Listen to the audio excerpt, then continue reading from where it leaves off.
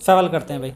सवाल में लिखा हुआ है कि जो लाभ का अनुपात है वो दे दिया आपको 1/6, 1/4, 1/6 और 7/12। तो मैंने कहा जो चीज़ें हैं 1/4 हैं, तो जो चीज़ें हैं अनुपात में वो फ्रैक्शन में ना, बटे में ना हो, तो हम क्या काम करते हैं, इनका अनुपात ले लेते हैं, एलसीएम ले लेते हैं, सॉरी।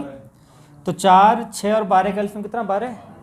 तो 12 गुणा कर देंगे जी यहाँ पे। तो 4 तिया 12 भाई, 6 दूनी 12 और 12 से 12 कटा तो। अब होता क्या है कि भी मान लो 3 बंदे हैं और कोई एक बंदा है जो रिटायर हो जाए या मर जाए, जो भी हो, है ना। तो जो बचे हुए बंदे हैं उसको जो लाभ है उसे बांट लेते हैं भाई, कि भाई उसका जो हिस्सा हम ले लेंगे, क्योंकि वो है नहीं हो तो ये तो कहानी होगी। अब इन्होंने ये बात बोली सवाल के अंदर कि जो सी है वो रिटायर हो जाता है, सेवानिवृत्त हो जाता है। अब सी के हिस्से का लाभ जो होगा वो क्या काम करेंगे, ए और बी बांट लेंगे, लेकिन जो बांटने का तरीका होगा 4-5 में होगा। अब सी का लाभ कितना है, 7 को बांटना है 4 और 5 में, तो 4 और 5 को जोड़ के भाग दे देंगे, तो 4 और 5 कितना होता है, 9। तो 9 का भाग करेंगे किसमें, जो कि जाएगा नहीं, पॉइंट बनेगा। तो हम ताकि ये 7 और 9 बराबर हो जाएं, कट जाएं, तो यहाँ 9 की गुणा कर लेंगे और वहाँ पे 7 की। तो 7 नीम 63, 7 पंजा 35 और 7 चौक, ठीक। यहाँ 9 गुणा करेंगे, 9 सत्ते, 9 दूनी और 9 तिया। यहाँ तो कोई दिक्कत नहीं है, यानी अब हम 3, 2, 7 को 27, 18 और 63 लिख सकते हैं। कोई परेशान तो नहीं है भाई। 3, 2, 7 को हमने 9 गुणा करके क्या लिख दिया, 27, 18, 63। अब हमें 63 को बांटना है, किस में, इस अनुपात में। तो 63 का 63 में भाग चला जाएगा एक बार, और क्या बटेगा, 28 और 35 ही बट जाएगा, क्योंकि 1 की गुणा 28 में करोगे तो 28 आएगा, और 35 में करोगे तो 35 आ जाएगा। तो इसमें 28 फालतू आ जाएगा, इसमें 35 फालतू आ जाएगा, यानी 63 जो बांटोगे तो इसके हिस्से में कितना फालतू आएगा, 28, और इसके हिस्से में कितना आएगा, 35। इनको जोड़ दो, तो 8, 7, 15 कितना आ गया भाई, 55, और 8, 5, 13 है तो 53। ये हमारा आंसर आ गया भाई। 63 बांटना ना, तो 63 ये रहा, तो इसी अनुपात में बढ़ जाएगा 28 और 35 में, ठीक है ना। जब ये बराबर हो जाए तो इसी अनुपात में बटेगा भाई। 63 को बांटना है तो कैसे बांटेंगे, ये भी 63 तो इसे 28 मिलेगा, इसे 35 मिलेगा, बट गया, ठीक। तो एक केस में 55 आया, एक केस में 53 आया, कोई दिक्कत तो नहीं है, आसानी है, नोट कर लो फटाफट से। क्या नहीं किया, तो हमने 4, 6 और 12 का एलसीएम कितना आ गया, 12। जब 12 आ गया तो 3, 2 और 7 आ गया। हाँ समझाते हैं अभी दोबारा कैसा आया। अब ये जो 7 है ये सी का हिस्सा है, और इसे क्या काम करना है, तुम्हें बांटना है, किसमें, ए और बी में, और किस अनुपात में, 4 और 5 में। तो जब किसी को बांटना होता है हिस्से को, तो उसमें भाग किया जाता है दोनों को जोड़ के। तो 4 और 5 कितना, 9। 9 का भाग करेंगे 7 में, जो कि जाएगा नहीं। तो इस कंडीशन में हम क्या काम करते हैं, 9 और 7 को बराबर कर लेते हैं ताकि संख्या कट जाए। तो ठीक है, अब ये कितना, 7 है, 7 को तुम्हें बांटना है किस में, ए और बी में, किस रेशो में, 4 और 5 में।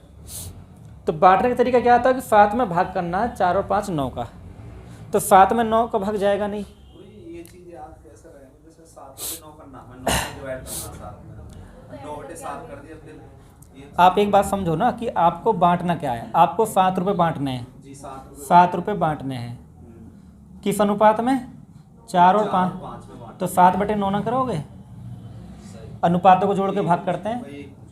अब यहाँ पे 7 9 से कटेगा नहीं, तो हम क्या काम करते हैं, इसलिए यहाँ 9 से गुणा और यहाँ 7 से गुणा। अब 63 बना देते हैं इसको, ये भी 63 बन गया। अब 7 की गुणा आगे हो जाएगी, 7 पंजा 35, 7 चौक 28, 9 गुणा आगे हो जाएगा, 9 7 63। अब ये 63 कट जाएगा, 7 तो नहीं कटा था, पर ये 63 कट जाएगा, किससे कटा जाएगा, 28 और 35, जोड़ कितना है इनका, जब 63 में 63 का भाग दोगे तो एक बार जाएगा, और 1 की गुणा 28 में करोगे तो 28 ही आता है, और 35 में करते तो 35 ही आता है। अब इनको जोड़ देंगे तो इनके आ गया भाग। बात समझ में आ गई। देखो मैं आपको चीज़ बताऊँ, अगर आप 7/9 भी करोगे तो चीज़ बटे में जाएगी, फिर इसके हिस्से में गुणा 4 आएगा, और इसके हिस्से में गुणा 5 आएगा। फिर इनको आप यहाँ जोड़ दोगे, कोई दिक्कत ना है। फिर बाद में ये सॉल्व करना पड़ेगा दोबारा, क्योंकि जो अनुपात है वो कभी भी पॉइंट में या बटे में नहीं आता। 7 चौक 28 ना हो गए, और 7 पंजा 35। फिर 9 से भाग करना पड़ता बाद में, ये 28/9 आ जाता, 35/9 आ जाता, ये 3 ही रहता, तो 9 पर गुणा हो जाती, तो 9 × 27 बन जाता, और 9 दूनी 18, तब 27 और 28 ये जुड़ते, है ना। बात समझ में आ गई। अगर इसको बांटोगे तो ये बढ़ता है ऐसे, इसको यहाँ पे ऐड कर देते, फिर 9 कर देते, गुणा ऊपर चला जाता है जोड़ने में, क्योंकि यहाँ पे होता है ना 3 में क्या जोड़ते, 7 चौक 28/9, तो 9 × 27 ना होता, तो 27 + 28/9 ऐसे यहाँ पे हो जाता वो, ठीक। 18 + 35/9, तो 9 से 9 कट जाता और ये आ जाता, ठीक है। हमने एक स्टेप बचा लेते हैं, कुछ नहीं, कैलकुलेशन बचा लेते हैं। भाई कितना अनुपात है लाभ का, 5, 3 और 6। ये ए हो गया, ये बी हो गया, सी हो गया। हमें ए का मान दे रखा, कितना दे रखा है, 1,92,380, ठीक है। बात समझ में आ गई। तो हमें 6 का मान चाहिए, तो 6 की गुणा और 5 का भाग, काट देते हैं अभी 5 से इसको। देखो भाई 5 दिया 15, कितने बचे 4, 5 × 40, कितने बचे 2, 23, 5 चौक 20, 5 सत्ते 5 छन, गुणा करने कितना जाएगा 2 लाख। बहुत बढ़िया, ठीक। नया सवाल लिखते हैं भाई। सवाल में क्या बोला है कि भाई ए और बी 2 साझेदार हैं, वो क्या काम करते हैं कि लाभ को आपस में 3-2 में बांटने का प्लान बनाते हैं कि भाई 3-2 में बांट लेंगे लाभ को। अब लेकिन सी को भी बोलते हैं कि उसको हम 1/4 दे देंगे, यानी जो लाभ का है, लाभ का कितना दे देंगे, लाभ का कितना दे देंगे 1/4। यदि लाभ 4 है तो 1 सी को भी दे देंगे। बात आ गई समझ में, क्लियर होगा। तो जब ये इन्होंने क्या काम करा, इन्होंने खुद को जो बांटा है, खुद को बांटा है, लाभ को क्या बांटा है 3-2 में। ए और बी ने कितना बांटा है 3 और 2 में, ये टोटल लाभ हो गया भाई 3-2 का, है ना। तो 3 और 2 कितने होते हैं 5 होते हैं, ठीक। अब ये कह रहे हैं कि सी को हम क्या करेंगे, कुल का 1/4 इसे पकड़ा देंगे, तो कुल कितना है। अब 5 में जब 1/4 करो कटेगी नहीं संख्या, है ना। तो हम क्या काम करेंगे इस कंडीशन में, क्या काम करेंगे कि हम कुल लाभ 20 मान लेंगे, ठीक है, क्योंकि 5 और 4 के एलसीएम कितना हो गया 20। तो 20 मान लेंगे, 4 से गुणा करनी पड़ेगी, 4 × 5 = 20, 4 दूनी 8 और 4 तिया, ये ऐसा बैठता है इनका लाभ। बात क्लियर होगी, कोई दिक्कत नहीं है, ठीक है। अब इन्होंने क्या काम करा, सवाल में बोला हुआ है कि सी को भी साझेदारी में 1/4 लाभांश पर लेने को राजी हो गए। तो 20 का 1/4 कितना होता है भाई, 20 का 1/4 कितना हो गया 5। तो 20 को जो सी को कितना मिलता 5 मिलता। जब सी को 5 मिल गया और टोटल 20 है, सी को कितना मिल गया 5 और टोटल कितना है, तो बचा कितना। अब 15 को ना खुद बांटना है। अब 15 को ऐसे तो बांटेंगे 12 8 तो 20 तो ये हो जाते। फिर बांटने का तरीका क्या होता, फिर 3 और 2 में बांटते। यानी कहने का मतलब ये हुआ कि ये जो हमने स्टेप लिया है, ये स्टेप हमें लेना नहीं पड़ेगा, क्योंकि इनके हिस्से में चला गया ना। अब इनका नया अनुपात क्या होगा वो हमें देखना है, ठीक है। तो देखो भाई, कुल लाभ हमने कितना माना, कुल लाभ माना हमने 20, ठीक। और 20 में से 5 चला गया सी के हिस्से में, तो बचा कितना 15। अब 15 को हमें क्या काम करना है, 3 और 2 में बांटना है। 15 किस में बांटना है 3 और 2 में। तो 15 को जब 3 और 2 में बांटो, 3 और 2 कितना होता है 5, और 5 तिया तो 3 तिया 3 दूनी 6 बट गया, और 5 किसके हिस्से में आया सी के हिस्से में आया। तो ये ए हो गया, ये बी हो गया, और ये और टोटल 20 भी हो गया। तो ये नया अनुपात ऐसे बनेगा। बात समझ में आ गई। बहुत अच्छा सवाल है। कुल मिला के ध्यान दे लो दोबारा से कि कुल लाभ हम कितना मानेंगे कि 3 और 2 5 होता है, और ये 4 था, तो हमने 5 और 4 का एलसीएम ले लिया 20। अब 20 का 1/4 कितना हो गया 5, यानी 20 में से 5 चला गया सी के हिस्से में, तो बचा कितना 15।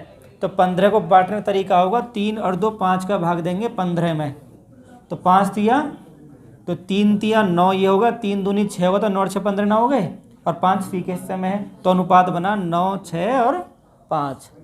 क्लियर? सुनो ध्यान से।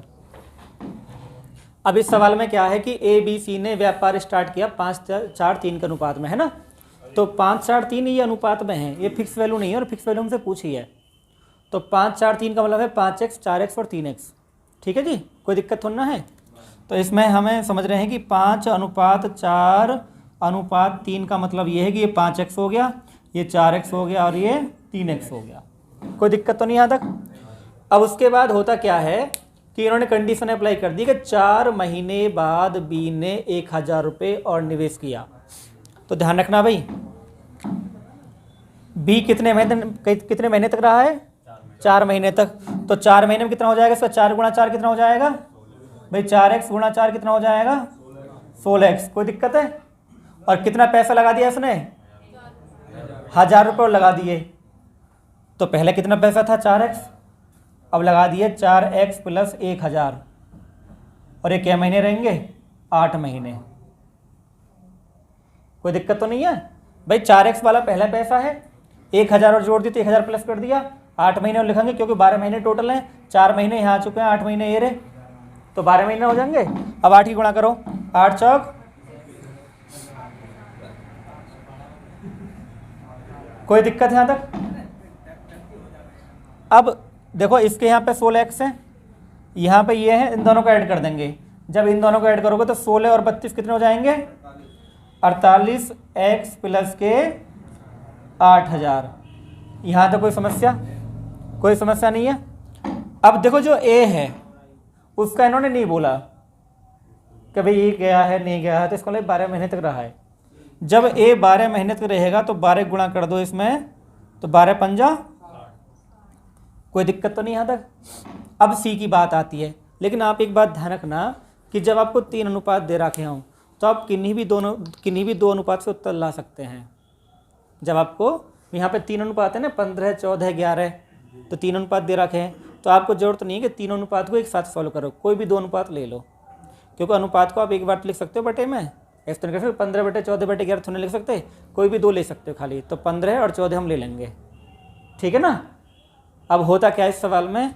होता यह है कि इसके तो हो गए 60x, तो इसका अनुपात बना 15, इसके हो गए 48x प्लस 8000, इसका अनुपात बना 14। तीसरे को हमें निकालने की जरूरत नहीं है क्योंकि 15 बटे 14 कर लेंगे हम इन दोनों से ही, तो हमारा एक स्टेप बच जाएगा, जो फालतू की मेहनत है वो बच जाएगी सवाल के अंदर, ठीक है ना। तो इसको हम कैसे करेंगे भाई? फिर ये हो गया 60x बटे कितना हो गया? 48x प्लस के बराबर कितना आ जाएगा? 15 बटे 14।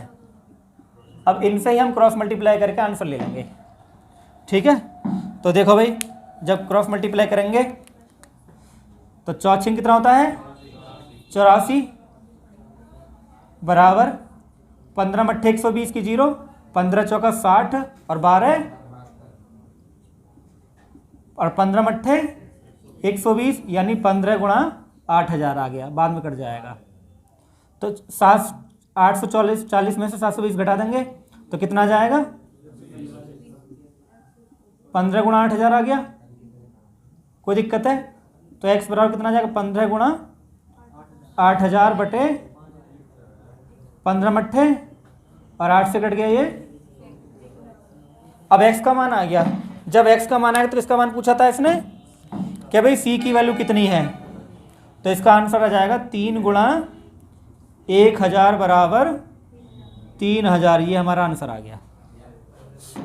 बेहतरीन सवाल था आपके सामने, नोट कर लो भाई इसे, ठीक है।